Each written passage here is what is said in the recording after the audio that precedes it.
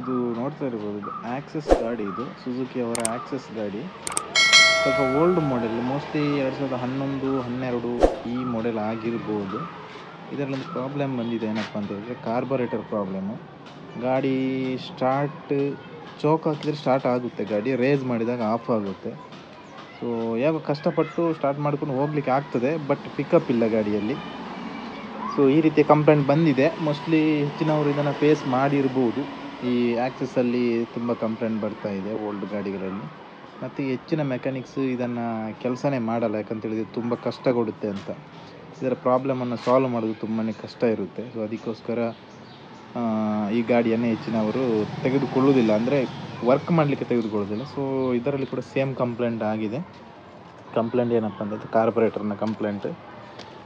ಕಾರ್ಬೊರೇಟ್ರ್ ಬೇರೆ ಗಾಡಿದೊಂದು ಹಾಕಿ ನೋಡಿದೆ, ಆವಾಗ ವರ್ಕಿಂಗ್ ಕ್ಲೀನ್ ಇತ್ತು, ಬಟ್ ಪಿಕಪ್ ಸ್ವಲ್ಪ ಡೌನೇ, ಯಾಕಂದರೆ ಅದು ಕೂಡ ವೀಕ್ ಆಗಿರ್ಬೋದೋ ಏನೋ. ನೋಡಿ, ಇದು ಇದರ ಕಾರ್ಬೊರೇಟ್ರ್ ಇದರಲ್ಲಿ ಬಂದಂಥದ್ದು.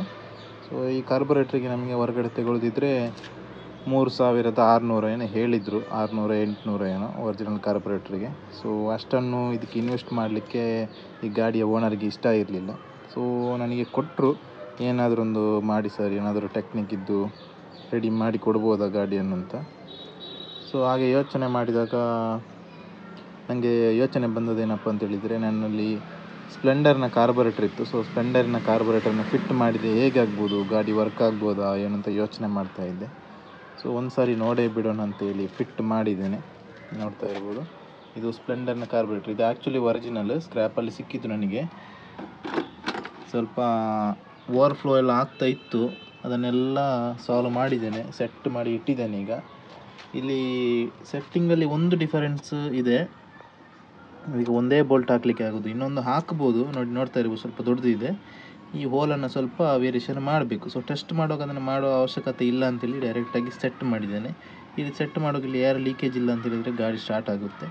ಸ್ಟಾರ್ಟ್ ಕೂಡ ಮಾಡಿ ನೋಡಿದ್ದೇನೆ, ಗಾಡಿ ಸ್ಟಾರ್ಟ್ ಆಗ್ತಾ ಇದೆ, ಸೇಮ್ ಇದೇ ಪ್ಲೇಸಿಗೆ ಸೆಟ್ ಆಗಿದೆ. ಬಟ್ ಇಲ್ಲಿ ಪ್ರಾಬ್ಲಮ್ ನಾವು ಫೇಸ್ ಮಾಡುವಂಥದ್ದು ಏನಪ್ಪ ಅಂತ ಹೇಳಿದರೆ, ಇದಕ್ಕೆ ಆ್ಯಕ್ಸಲೇಟ್ರ್ ಕೇಬಲನ್ನು ಹಾಕುವಾಗ ಸ್ಪ್ಲೆಂಡರಿನ ಆ್ಯಕ್ಸಲೇಟ್ರ್ ತುಂಬ ಲಾಂಗ್ ಇರಲ್ಲ, ಮತ್ತು ಫಿಟ್ಟಿಂಗ್ ನೋಡಿ ಈ ರೀತಿ ಬರ್ತದೆ ಅದರ ಮೇಲೆ. ನೋಡಿ, ಇದು ನಮ್ಮ ಆ್ಯಕ್ಸೆಸ್ಸಲ್ಲಿ ಬರುವಂಥ ಫಿಟ್ಟಿಂಗ್ಸು. ಸೊ ಇದನ್ನು ಯಾವ ರೀತಿ ಇದಕ್ಕೆ ಸೆಟ್ ಮಾಡ್ಬೋದು ಅಂತ ಏನಾದರೂ ಒಂದು ಐಡಿಯಾ ಮಾಡಬೇಕಷ್ಟೇ.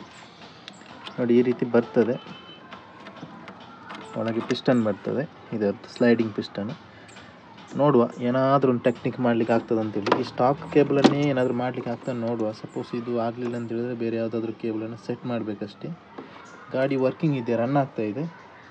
ನೋಡಿ, ಇದು ನಮ್ಮ ಆ್ಯಕ್ಸೆಸ್ಸಲ್ಲಿ ಬಂದಿರುವಂತಹ ಆ್ಯಕ್ಸಲೇಟ್ರ್ ಕೇಬಲ್ನ ಅಸೆಂಬ್ಲಿ. ಇದು ಕಾರ್ಬೊರೇಟರ್ ಸೈಡ್ ಈ ರೀತಿಯಾಗಿ ಫಿಟ್ಟಿಂಗ್ ಬರ್ತದೆ. ಒಂದು ಸೆನ್ಸರ್ ಸೆನ್ಸರ್ ಅಲ್ಲ, ಆಟೋ ಚೋಕ್, ಅದರಲ್ಲಿ ಒಂದು ಸಿಸ್ಟಮ್ ಬರ್ತದೆ. ಸೊ ನೋಡಿ, ಇದು ಆಟೋ ಚೋಕ್ ಅದರಲ್ಲಿ ಇರುವಂಥದ್ದು. ಇದು ಅದಕ್ಕೆ ಅವಶ್ಯಕತೆ ಇಲ್ಲ. ಸೊ ಅದನ್ನು ರಿಮೂವ್ ಮಾಡಿ ಇಲ್ಲಿ ಕೇಬಲು ನೋಡಿ ಈ ರೀತಿ ಬರ್ತದೆ. ಸೊ ಇದನ್ನು ನಾವು ಸ್ಪ್ಲೆಂಡರಿನ ಕಾರ್ಬೊರೇಟರ್ಗೆ ಸೆಟ್ ಮಾಡಬೇಕು. ನೋಡಿ, ಸ್ಪ್ಲೆಂಡರ್ನ ಕಾರ್ಬೊರೇಟರ್ ಸಾಧಾರಣ ಅದರ ಫಿಟ್ಟಿಂಗ್ಸ್ ಈ ರೀತಿ ಬರ್ತದೆ. ಸೊ ಇದನ್ನು ಡೈರೆಕ್ಟ್ ಸೆಟ್ ಮಾಡಲಿಕ್ಕೆ ಆಗೋದಿಲ್ಲ. ನೋಡಿ, ಈ ರೀತಿ ಇದೆ. ಇದನ್ನು ಇಲ್ಲಿಗೆ ನಾವು ಸೆಟ್ ಮಾಡಿದರೆ, ಒಂದು ಇಷ್ಟಕ್ಕೆ ಮಾಡಿದರೆ ನೋಡಿ, ಇಲ್ಲಿ ಶಾರ್ಟ್ ಆಗ್ತದೆ ಕೇಬಲ್. ನಮಗೆ ಸ್ಪ್ಲೆಂಡರಿಗೆ ಸಾಧಾರಣ ಈ ಪಾರ್ಟಿಂದ ಒಂದು ಇಷ್ಟು ಉದ್ದ ಕೇಬಲ್ ಹೊರಗೆ ಬರಬೇಕಾಗ್ತದೆ, ಒಂದು ಇಷ್ಟು ಬರಬೇಕಾಗ್ತದೆ. ನಾವಿವಾಗ ಏನು ಮಾಡ್ಬೋದು ಅಂತ ಯೋಚನೆ ಮಾಡಿದರೆ, ನೋಡ್ತಾ ಇರಿ, ನಾವು ಇದನ್ನು ಸ್ವಲ್ಪ ಕಟ್ ಮಾಡಿ ಇದನ್ನು ಸೆಟ್ ಮಾಡುವ ಇಲ್ಲಿಗೆ. ಇದನ್ನು ರಿಮೂವ್ ಮಾಡಲಿಕ್ಕೆ ಆಗೋದಿಲ್ಲ, ಭಾರಿ ಕಷ್ಟ ಉಂಟು. ಇದು ಸಪೋಸ್ ಡ್ಯಾಮೇಜ್ ಆಗೋ ಚಾನ್ಸ್ ಇದೆ ರಿಮೂವ್ ಮಾಡಲಿಕ್ಕೆ. ಸೊ ಇದನ್ನು ಕಟ್ ಮಾಡಲಿಕ್ಕೂ ಕಷ್ಟ ಇದೆ, ಇಲ್ಲ ಅಂತಲ್ಲ, ಖಂಡಿತ ಕಷ್ಟ ಇದೆ. ಆದರೂ ಮಾಡ್ತೇನೆ, ಕಟ್ ಮಾಡಿ ಒಂದು ಟ್ರೈ ಮಾಡುವ ಹೇಗೆ ಆಗ್ತದೆ ಅಂತೇಳಿ.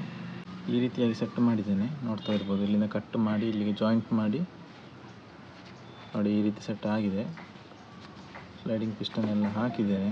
ಈಗ ಒಮ್ಮೆ ಸೆಟ್ ಮಾಡಿ ಸ್ಟಾರ್ಟ್ ಮಾಡಿ ನೋಡುವ, ರನ್ನಿಂಗ್ ಹೇಗಿದೆ, ಪಿಕಪ್ ಇದೆಯಾ ಎಲ್ಲ ಚೆಕ್ ಮಾಡುವ.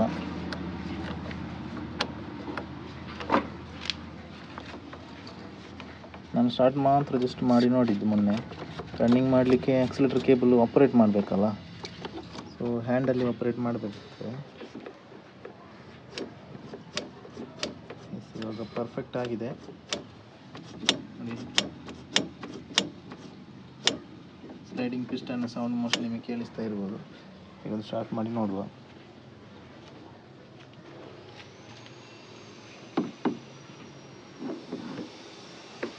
ಸೆಲ್ಫ್ ಆಗ್ತದೆ ಇಲ್ಲ ಗೊತ್ತಿಲ್ಲ, ಬ್ಯಾಟ್ರಿ ವೀಕ್ ಉಂಟು.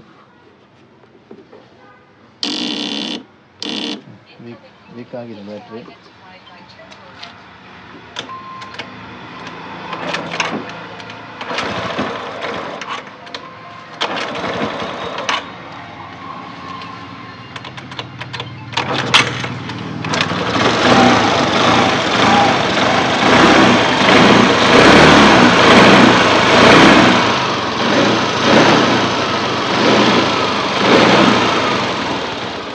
ಸಾಕಾಗಿದೆ. ಇವಾಗ ಸೀಟನ್ನೆಲ್ಲ ಹಾಕಿ ಒಂದು ರೈಡ್ ಮಾಡಿ ನೋಡ್ತೇನೆ.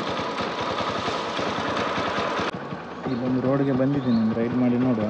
ಅದು ಸ್ಟಾರ್ಟಲ್ಲಿ ಉಂಟು.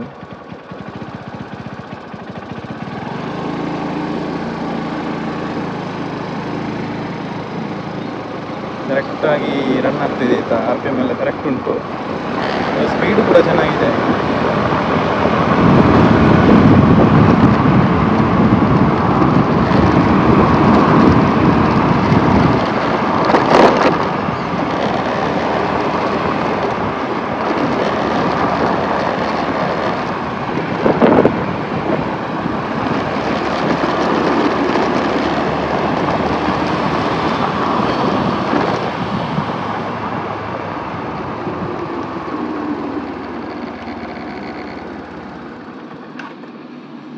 ಒಂದು ರೌಂಡ್ ಓಡಿಸ್ಕೊಂಡು ಬಂದೆ.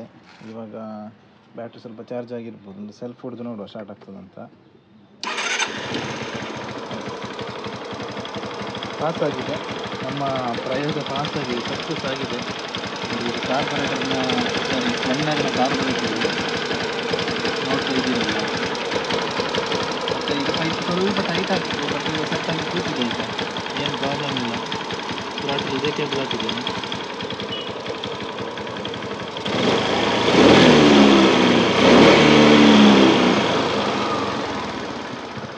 ಇಲ್ಲಿಗೆ ವಿಡಿಯೋ ನಮಗೆ ಇಷ್ಟ ಆಗಿದ್ದೇನೆ. ವಿಡಿಯೋದ ಬಗ್ಗೆ ನಿಮಗೆ ಇಷ್ಟ ಆಗಿದೆ ಕಮೆಂಟ್ ಬಾಕ್ಸಲ್ಲಿ ತಿಳಿಸಿ.